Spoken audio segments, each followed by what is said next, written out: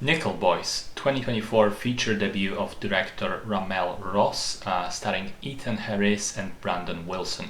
This was based on a novel, which in turn was based loosely on real events with just fictional main characters.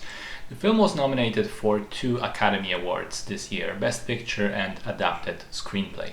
The story takes place over multiple years and follows a black teenager named Elwood, who in the 1960s gets unjustly thrown in Nickel Reform School in Florida, which is theoretically a school, but really more of a teenager prison complete with torture, abuse, and death.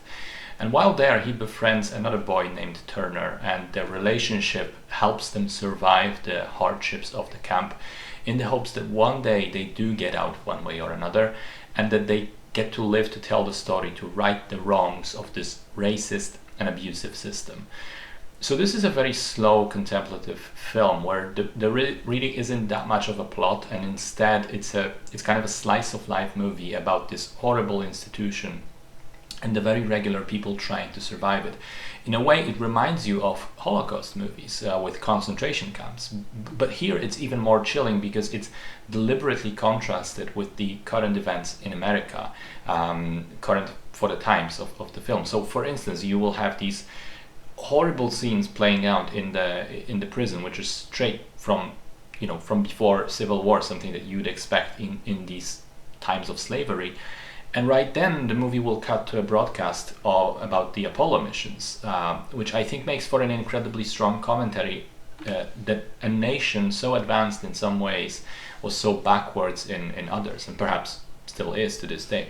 The cinematography is very unusual in the film, where most of the story plays out from the first-person perspective of either of the two main characters. The camera becomes their eyes. And I thought initially that it was a bit disorienting, but quickly became very engrossing, and I loved that choice in the end.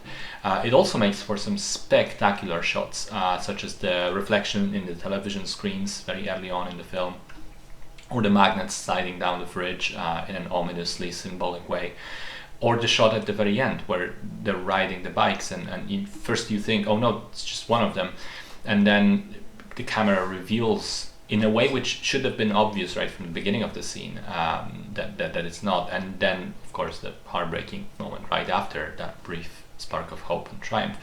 I think that as slow and deliberate as it is, I wouldn't have it any quicker, honestly. I think that the way the film was made serves its story very well, and once you sort of settle in its atmosphere, the cinematography, the colors, the camera work, editing, it's a really engaging experience. I think again the performances are great, so is the music, and I loved the ending.